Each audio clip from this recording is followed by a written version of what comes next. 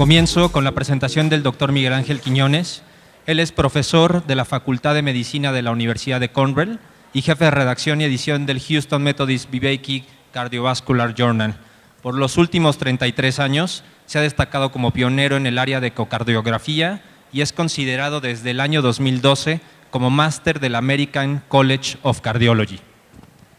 Quiero que le demos la bienvenida al doctor Quiñones, quien es conferencista distinguido a nivel mundial y anualmente es invitado a congresos internacionales de todo el mundo. Muchas gracias. Muchas gracias. A ver. Ahí está. Muchas gracias, José Alberto. Y buenas tardes a todos ustedes. Es honestamente un gran placer para mí estar aquí con ustedes. Aunque llevo 49 años viviendo en los Estados Unidos, la mayoría de ese tiempo en Houston, soy originalmente de la Isla del Encanto. ¿Quién me puede decir cuál es la Isla del Encanto? Puerto Rico, el país del coquí.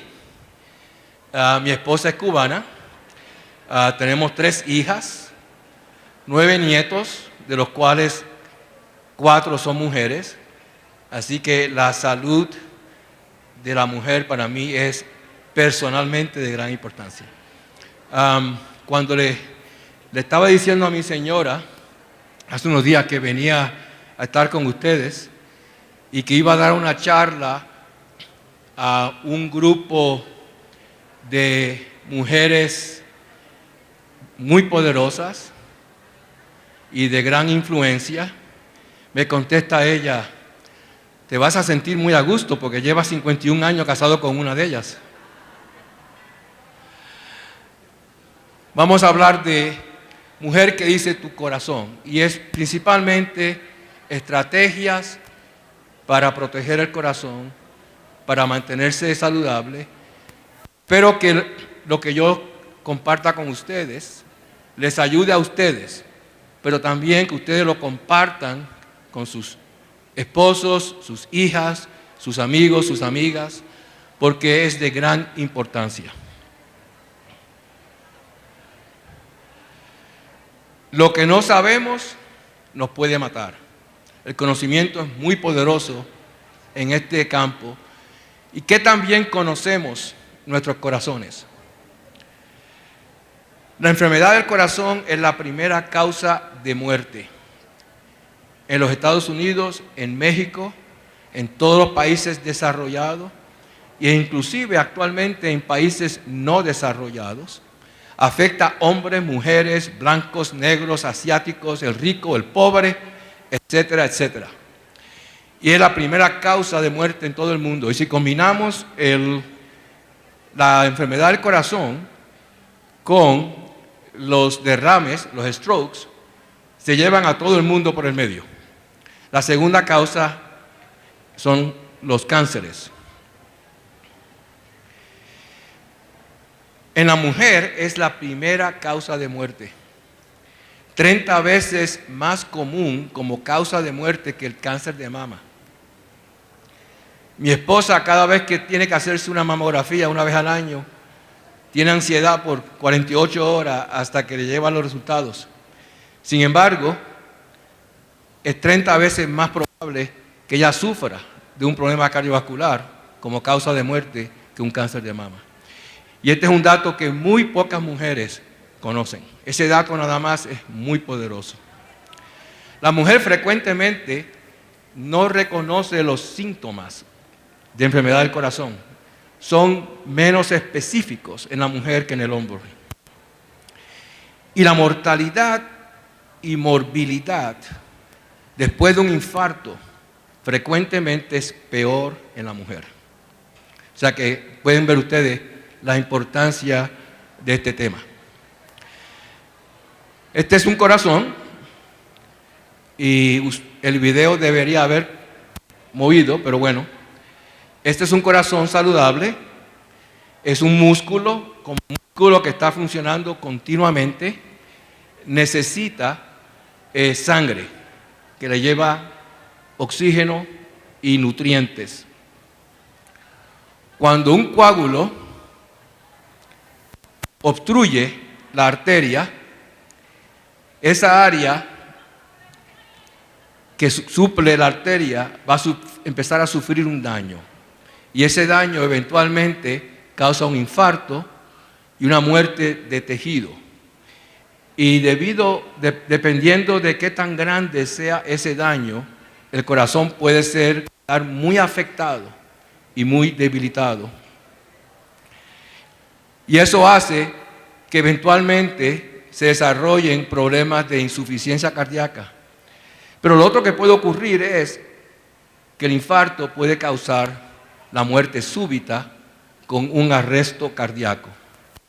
Y el arresto cardíaco está causado por un trastorno eléctrico.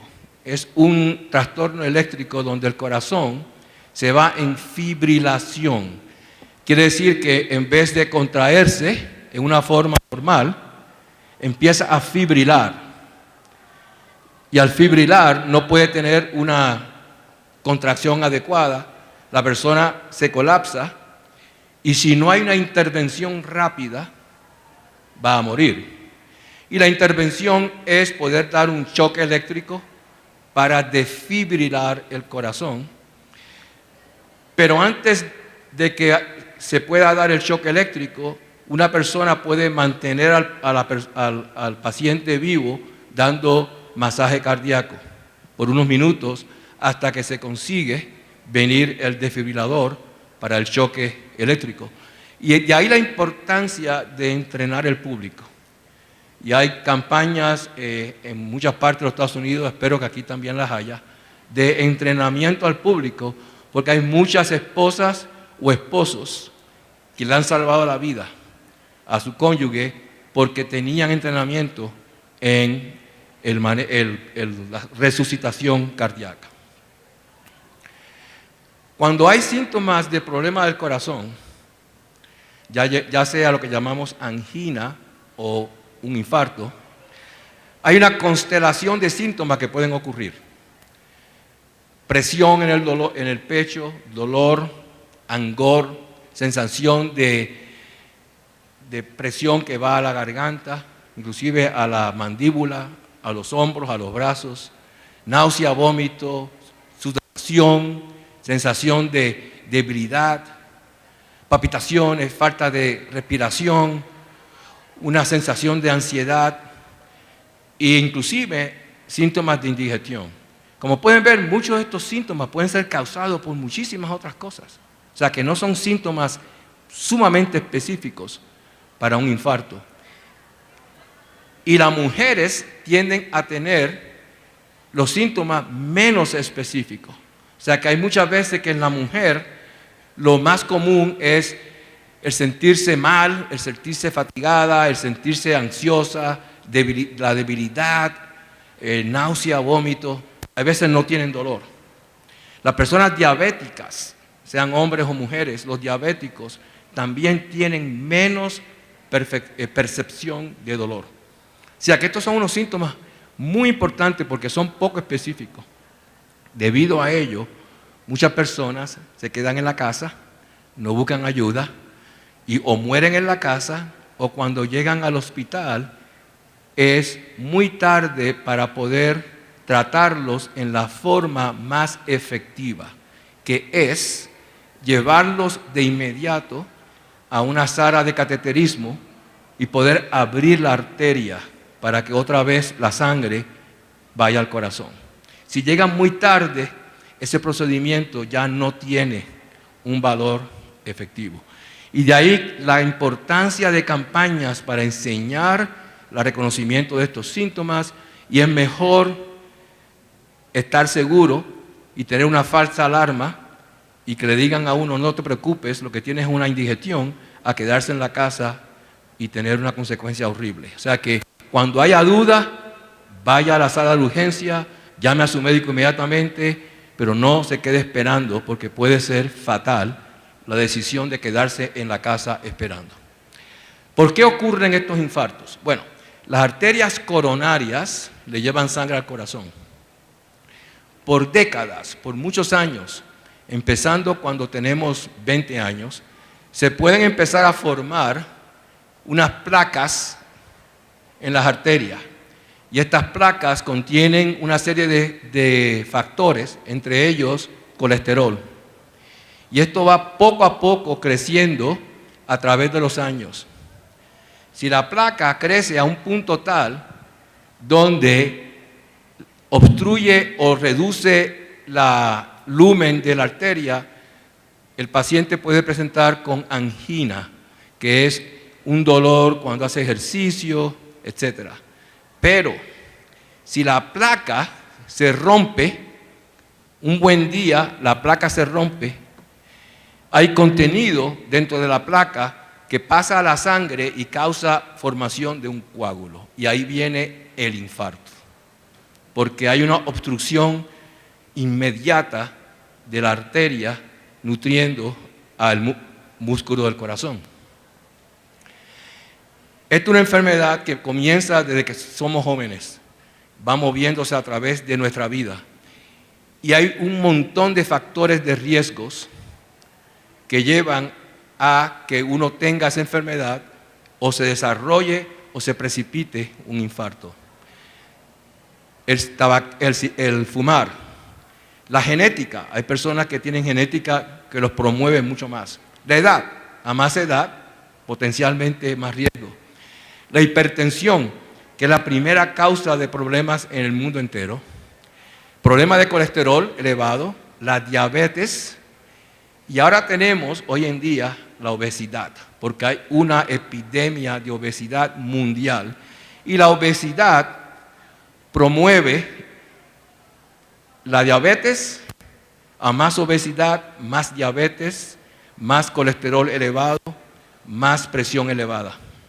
O sea que todo esto es un círculo que cada cual hace que el otro sea más y más prominente. Aquí ustedes ven que la hipertensión o la presión alta va aumentando con la edad. Y esto es un fenómeno mundial. Y vemos que una vez que llevamos a edades de 60 para arriba, la mitad de la población o hasta 70% de una población tiene hipertensión. Cuando yo estudiaba medicina, hace 50 años, pensábamos que esa hipertensión era normal por la edad. Hoy sabemos que no, que el paciente de 70 años que tiene hipertensión tiene un riesgo importante, el cual si se trata, se mejora. Y por eso es que hoy en día reconocemos que la hipertensión es muy importante, sobre todo en edades después de 50 años, y que se debe tratar en todas las personas. ¿Por qué? Porque sabemos, observando miles de pacientes, que a mayor presión, más derrames, más infartos, insuficiencia cardíaca y daño a los riñones. Pero de igual forma, si usted trata la hipertensión y baja la presión, a mayor bajón de presión, menos de estos eventos. O sea que la línea es directa para arriba y es directa para abajo. Y ahí es la importancia de todos conocer nuestros números y tratar la presión alta si es que está presente. Yo tomo mis medicinas. Ya yo estoy en el club de los 70 que toma su medicina para la presión alta. Colesterol, gran importancia. A mayor colesterol elevado, mayor riesgo. Y si ese colesterol elevado está unido a una presión alta, a una diabetes, a una obesidad, entonces el riesgo es bien elevado. El colesterol debe estar por debajo de 200. El colesterol malo, que es el más dañino, le llamamos LDL, debe estar por debajo de 100, por lo menos. Preferimos a veces por debajo de 80. El buen colesterol, queremos que esté alto. Desgraciadamente, ese buen colesterol nace con nosotros. Es puramente hereditario.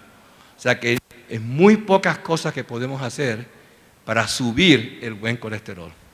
Hay mucho que podemos hacer para bajar el colesterol malo. Y los triglicéridos son muy importantes porque a mayor triglicéridos, más dañino es el efecto del colesterol malo. O sea que a mayor triglicéridos, el colesterol malo, el LDL, causa todavía más daño en las arterias. Y ese se puede controlar con dieta. Ese responde mucho a lo que comemos. Sabemos que hay una relación también directa con el colesterol. Y esta diapositiva contiene miles de pacientes, donde sabemos que el LDL, que es el colesterol malo, a mayor números, mayor eventos cardíacos, infartos, angina, muerte súbita, etc.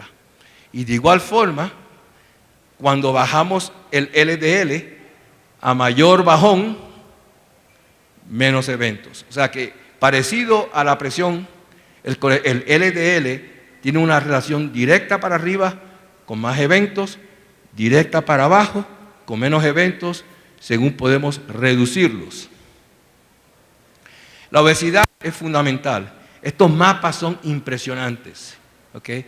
Vemos en el 1996 muchos estados en los Estados Unidos que eran azules. Quiere decir que había una incidencia de obesidad de 15 a 19%. Para el 2010, fíjense ustedes los estados color marrón, con una incidencia de más de 30%. Y en México es igual. Me encanta ver en la sala la mayoría de ustedes con un peso bastante razonable, pero no es la realidad en este país. La realidad aquí es que la incidencia de obesidad es de un 68%, la diabetes de 58% y la hipertensión de 43% a nivel nacional. Y estos son datos de ustedes, del Instituto de Salud Pública. O sea que esto es un problema mundial y la epidemia de obesidad es mundial. ¿Qué es obesidad? Obesidad es un BMI, que es un índice de masa de cuerpo de más de 35 más o menos. Pero es muy fácil saber eso. Cuando usted ve a una persona obesa, la reconoce. De igual forma, hay una forma muy sencilla y es usar una cinta, medirse la cintura. ¿Ok? Dos cositas. Cuando lo haga, no haga así, pero tampoco haga así, porque déjela normal y se mide su cintura. Para un hombre, si hay obesidad abdominal, es de más de 40 pulgadas o 102 centímetros. Para una mujer es más de 35 pulgadas o 89 centímetros. O sea que estos datos son muy fáciles. Ustedes pueden ir a su casa esta tarde, esta noche y hacerlos. De igual forma, todos ustedes van a tener este folletito, que hay, todos estos datos están en este folletito, que les pueden ayudar. Si no lo tienen, afuera lo tenemos, pero creo que muchos de ustedes van a recibir algo que va a tener ese folletito. ¿Por qué la obesidad es tan importante? Bueno, lo primero es que todas las grasas no son iguales. Muy importante. La grasa que tenemos en la cara, la grasa que tenemos en los muslos, en las caderas, que tienen sus valores cosméticos, esa grasa no causa ningún daño, cero daño. La grasa que está inmediatamente debajo de la piel en el abdomen tampoco hace ningún daño. Pero hay una grasa que se llama grasa visceral. Y esa grasa es esta que vemos aquí, que está alrededor de los órganos internos, alrededor de los intestinos, alrededor del hígado, alrededor del corazón. Esa grasa visceral es muy diferente a la grasa superficial, porque esa grasa visceral es una fábrica. Lo primero es que esa grasa almacena una cantidad de calorías que no quemamos. Cuando comemos y no lo quemamos, se pasa a esa grasa visceral. Los carbohidratos que no se queman pasan a esa grasa visceral. Y esa grasa visceral crea una serie de reacciones químicas que hace que la insulina no funcione bien. Y al no funcionar bien, ocurre la diabetes. Causa inflamación en las arterias, aumenta el colesterol, hace que la superficie de las arterias, se llama endotelium, que esa superficie se dañe. O sea, es muy, muy maligna. Y por eso es que la obesidad se ha convertido en una enfermedad tan seria para la salud de todo el mundo, inclusive los niños. Ahora tenemos niños de 15 y 16 años, obesos, que ya son diabéticos. Y esto ha creado lo que se llama el síndrome metabólico, que es la constelación de obesidad con alteración del colesterol y triglicéridos, con presión elevada y con una glucosa elevada que implica o una prediabetes o una diabetes. De todos ellos, la obesidad es el más importante, porque la obesidad es la que entonces conlleva todos estos otros cambios que ocurren. Hay muchos factores de riesgo que son modificables. No podemos cambiar nuestros genes, pero podemos dejar de fumar, podemos controlar la presión, podemos controlar el colesterol, podemos controlar la obesidad y obviamente podemos controlar la diabetes o prevenir la diabetes. Si ustedes tienen un teléfono Google o iPhone y van a la Application Store, ponen ASCBD, Risk Estimator, es gratis completamente, le permite a ustedes poner una serie de valores, edad, sexo, colesterol, etc. Y le va a decir el riesgo que usted tiene en 10 años de tener un evento cardíaco o a través de toda su vida. Y también le dice cómo usted puede bajar ese riesgo si usted controla los factores que le están aumentando el riesgo. Por lo tanto, lo primero, no fumar, eso es obvio. Lo segundo, conocer sus números y si están elevados, tratar la presión. Usar los medicamentos, como ya les dije anteriormente, la línea es directa para arriba, es directa para abajo. Dieta, bajar de peso, pero la forma no es tirándole una bala a la pesadora, sino es hacer las cosas que se deben hacer. De nuevo, el folletito que les dije, hay una lista muy práctica de las cositas que se pueden hacer para tener una dieta sana. Eliminar los azúcares y el trigo procesado, usar el trigo integral o whole grain, reducir los carbohidratos. Los carbohidratos se han convertido en el diablo de la época nueva. Han hecho más daño los carbohidratos que el comer la carne. Porque los carbohidratos que están en todos, cuando usted no los quema ese día, inmediatamente pasan a la grasa visceral.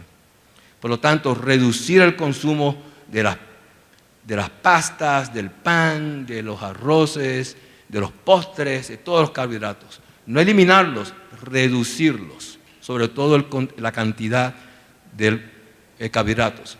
Si usted va a Italia, la pasta es un plato secundario, ni siquiera es el plato principal. En los Estados Unidos va a un restaurante y le ponen un plato enorme de lasaña o de espaguetis, o sea que hemos convertido una cosa muy bonita y muy sabrosa, que es la pasta italiana, en un plato que hacemos en las Américas, que es enorme. En México ustedes tienen sus problemas también con las tortillas, etc. Pero tenemos que educar y reducir el consumo de estas calorías y de estos carbohidratos. Y eso hay que empezarlo en la casa. Todos nos criamos diciendo, un niñito gordito es un niñito saludable. No es cierto. Es lo peor que podemos hacer. Tenemos que quitar, es un mito, tenemos que quitarlo de nuestro lenguaje, tenemos que educar a nuestras abuelas, a nuestras tías, etcétera, de que eso no es correcto. Esos niños tienen más problemas de salud, está comprobado, cuando lo siguen por 20 años, más problemas de salud que el niñito flaquito que no comía mucho. Y no solamente eso, sino el concepto de que la comida es una recompensa. se imprime en el cerebro a los 3 años y nos pasamos el resto de la vida combatiendo ese principio. O sea que es muy importante empezar con nuestros niños y no tener esa creencia de que un niño gordito es un niño saludable. Por ejemplo, si usted solamente pierde 7 kilos, usted pesa 120 kilos, solamente pierde 7 kilos, que son como 14 libras, aumenta su expectancy de vida 35%. O sea que pues, queremos perder lo más que podamos, pero inclusive una pérdida pequeñita ya tiene un gran valor. El ejercicio, caminar, bailar, en grupo es mucho mejor que solo, definitivamente, pero mantenerse activa. La falta de actividad es muy, muy mala para nuestra salud. Conocer sus números y tomar medicamentos si es necesario. Las estatinas han tenido mucha publicidad negativa en el internet. Son salvadores de vida. Hay personas hoy en día de 50, 60 años que están viviendo por primera vez más que sus padres, porque toda la familia moría a los 50, porque tenían unos genes muy malos y están vivos por las estatinas. No hay que tenerle miedo y es en este momento nuestra arma de defensa principal junto con la dieta para reducir. Y hay una data enorme, hay 150,000 pacientes en data donde se ha encontrado que la reducción de estatinas es poderosísima, reduciendo los eventos cardíacos y que la toxicidad es muy manejable. Cada vez que hacen un estudio randomizado, donde un grupo recibe placebo y el otro grupo recibe estatinas, el grado de efecto secundario y toxicidad es mínimo comparado con lo que usted lee en el internet. O sea que hay mucha sugestión mental cuando la gente toma estatinas y empiezan a pensar que tienen problemas, dolores, etc. Pero cuando se hacen estudios randomizados, donde el paciente no sabe lo que está tomando, los efectos son mucho, mucho menos que en la experiencia en internet. Un poquito más sobre cositas que podemos hacer.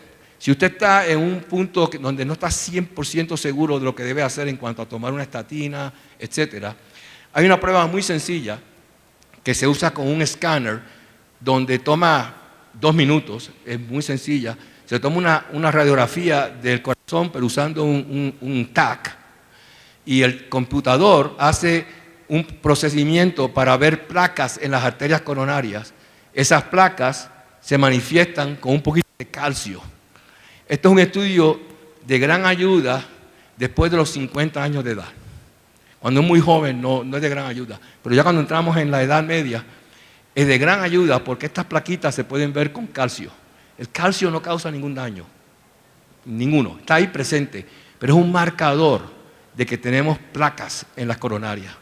Y eso puede ser de gran ayuda decidiendo qué vamos a hacer con nuestra vida en cuanto a nutrición, en cuanto a ejercicio y en cuanto a tomar los medicamentos.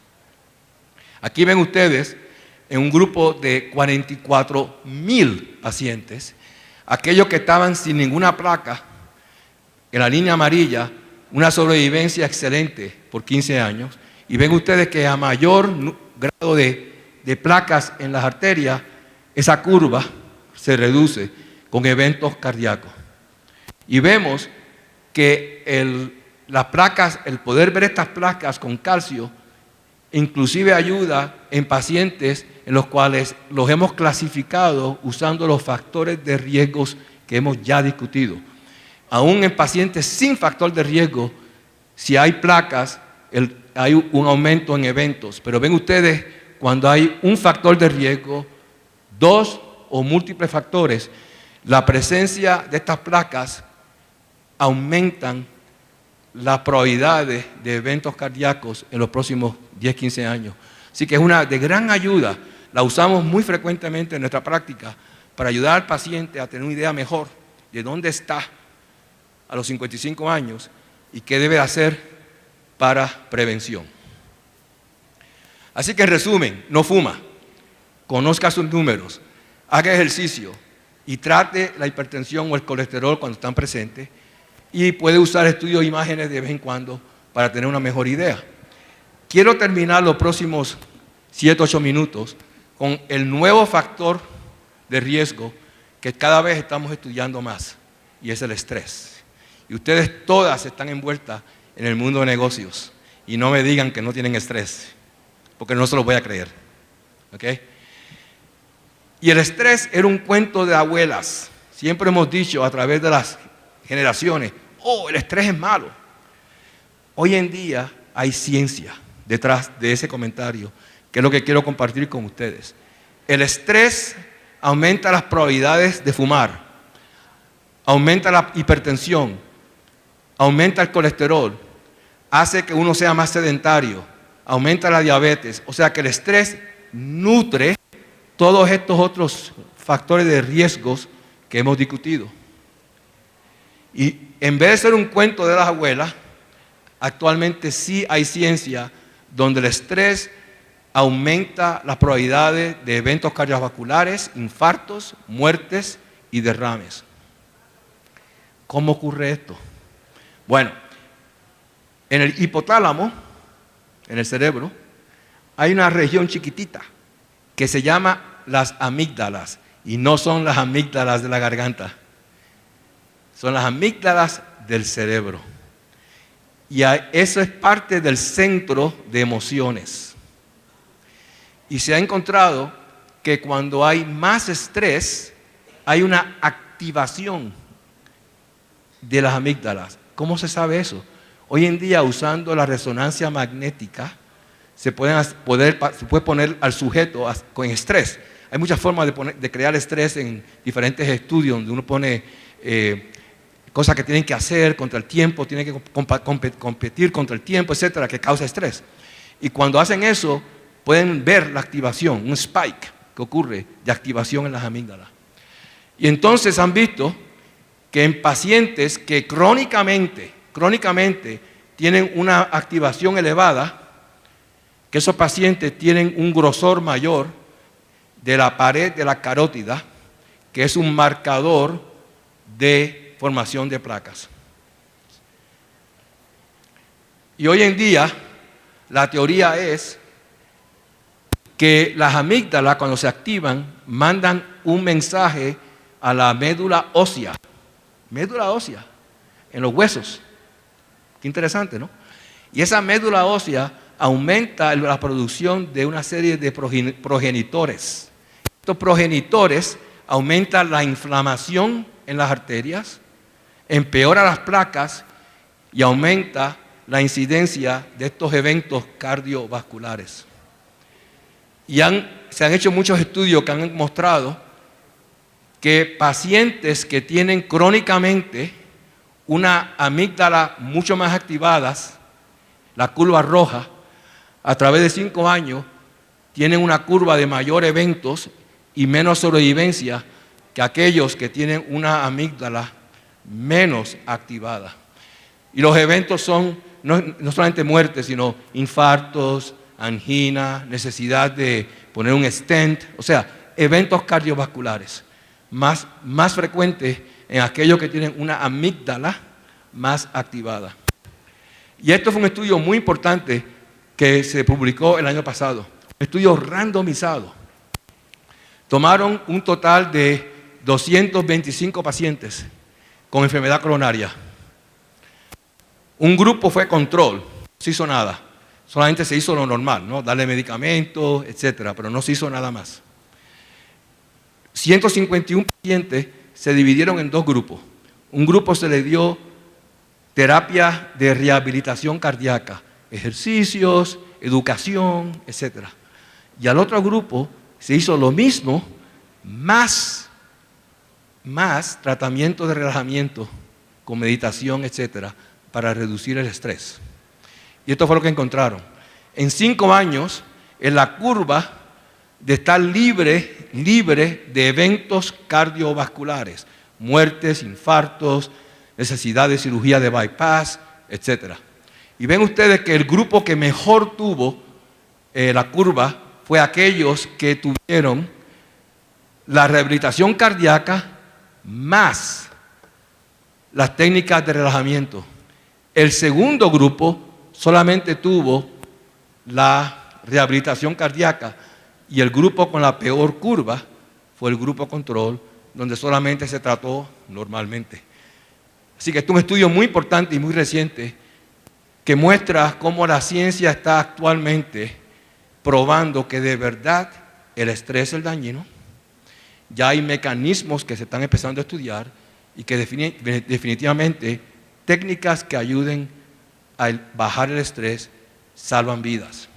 Así que mi último resumen es: no fume, conozca sus números, haga una dieta sana, reduzca su peso si tiene obesidad, haga ejercicio, trate su hipertensión y su colesterol, aprenda a reducir su estrés y use diferentes técnicas que existen para eso. Muchas gracias. Doctor, quiero aprovechar para que no se vaya y abrir un pequeño espacio de 5 minutos de preguntas, aprovechando que tenemos todos los conocimientos del doctor aquí arriba.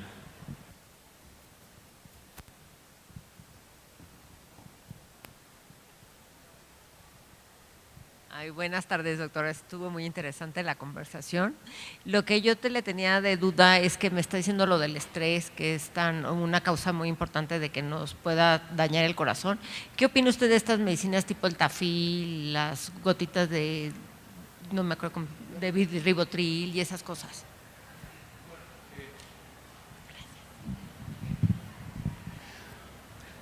El problema con todas estas gotitas y diferentes vitaminas y cosas que existen en las farmacias es que ninguna de ellas han sido estudiadas rigurosamente. Y los que hacen estos fármacos nunca quieren participar en ningún estudio. Ahora bien, el estrés es muy subjetivo. Si yo le doy a usted un placebo, con azúcar, con nada, un placebo, pero le digo que esta medicina le va a bajar el estrés y le baja el estrés, le va a ayudar. Porque ahí viene el factor de sugestión. ¿Okay? O sea que puede ser que estos fármacos tengan un poquito de efecto por el factor de sugestión. Biológicamente no sabemos, porque desgraciadamente muchas de las personas, de los manufacturadores que hacen estos fármacos, no quieren participar en estudios de investigación. Pero es tan subjetivo que si usted la toma y se siente de maravillas, ¡ay, pero qué relajada me siento! Bueno, está trabajando, pero no por la píldora, sino por la sugestión, ¿no? Sí, buenas tardes. Quisiera saber si hay algunos factores diferenciados que se ven más en las mujeres que en los hombres por problemas cardíacos y además, ¿por qué no se escucha de los problemas cardíacos en las mujeres? Se habla mucho de cáncer de mama, de cáncer de ovario, o sea, pero no se habla del problema cardíaco que tienen las mujeres. Siempre se enfoca o muy general o más hacia los hombres. Voy a contestar la segunda pregunta primero, ya que como empecé mi charla, a nivel personal la mujer es muy importante para mí. Yo creo que está unido un poquito al tema que se discutió anteriormente. Como sociedad, no hemos enfatizado a la mujer tanto como al hombre. Inclusive los médicos hemos fallado.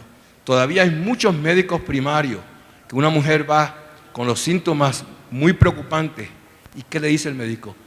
Ay, muchacha, lo que pasa es que tú estás trabajando mucho, tú tienes trabajo en la afuera, en la casa, los hijos, relájate, que eso no es nada. Y 2 semanas más tarde tiene un infarto. O sea que parte de la campaña nuestra en cardiología es inclusive educar a nuestros médicos primarios, porque hay una deficiencia muy grande en este tipo de conocimiento. Yo creo que está un poquito relacionado al tema anterior, culturalmente, cómo hemos enfatizado a la mujer. Por eso es que en los últimos 10, 12 años se ha dado mucho énfasis y hay mucho dinero que está puesto en research para entender mejor la enfermedad en la mujer y cómo mejor prevenirla. La primera pregunta suya en cuanto a los criterios, los factores de riesgo son los mismos, idénticos. En ese aspecto, mujer y hombre compartimos los mismos. Ahora bien, la mujer con la obesidad tiene una incidencia de diabetes muy alta. Y segundo es, como le mostré anteriormente, cuando una mujer llega al hospital con un infarto, tiene mayor riesgo de muerte y mayor riesgo de quedarse más afectada que el hombre. pero en cuanto a los factores de riesgo, son todos muy parecidos. La mujer, claro, tiene un factor muy importante, que en las primeras 4 décadas está protegida por las hormonas. O sea, cuando usted ve una mujer de 35 años con un infarto, oh my God, hay un problema bien serio. Porque en general, los índices son muy bajos y empiezan a subir para los 50 en adelante, pero ya llegando a los 60, la mujer igual al hombre y después le pasa al hombre. Pero sí, hay un periodo de 3 o 4 décadas de protección por las hormonas. Acá, buenas tardes. Un poco apoyando la pregunta anterior, como decía, hay estudios que por rutina a las mujeres ya se les ha creado la conciencia, como el del papiloma o el mismo la mastografía.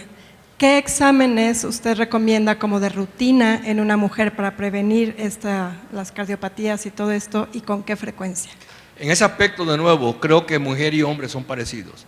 Yo creo que primero usted debe conocer su historial hereditario, porque si todo el mundo de su familia se ha muerto a los 100 años, posiblemente usted ha sido bendecida por los dioses. Por otro lado, si ha tenido una serie de abuelos y padres y tíos que se han caído a los 50 y pico, la cosa es diferente.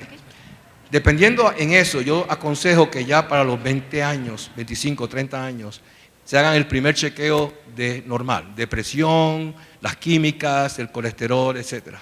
Y establecer un control. Si todo está sano, qué bueno. Si está un poquito fuera, empezar a hacer las cosas normales, comer mejor, hacer ejercicio, etc. Ya entrando en los 40, 45, 50, ese control hay que hacerlo más frecuentemente y siempre teniendo usted su propio archivo de sus propios números. No deje que el médico los tenga, usted los tiene que tener en su casa, en una libreta o en el iPhone. Hoy en día todos tenemos en el iPhone. Y según van pasando las edades, tener más ese control, puede usar ese application que yo le dije, y ya el uso de imágenes para saber si hay placas en las coronarias, ya son un poquito más específicos, mejor después de los 50 años y de nuevo con su médico cuando ya hay una serie de factores preocupantes, pero todavía usted quizás no esté 100% segura si quiere tomar una medicina o no. Estos estudios pueden ayudar muchísimo. Pero honestamente hay que crear la conciencia muy temprana, porque esto es una enfermedad que hay que combatirla desde que nacen. Por eso hice hincapié tanto en el aspecto nutritivo de nuestros niños. Un niñito gordito no es un chico saludable. Quítese en eso completamente de su cultura, que la hemos tenido todos. Yo me crié con ese tipo de conocimiento. ¿Alguna otra preguntita? Bueno, yo solamente les quiero comentar que hoy al final del día nos regresamos a casa con datos poderosos y quiero pedirles un aplauso para el doctor Quiñones por su presentación.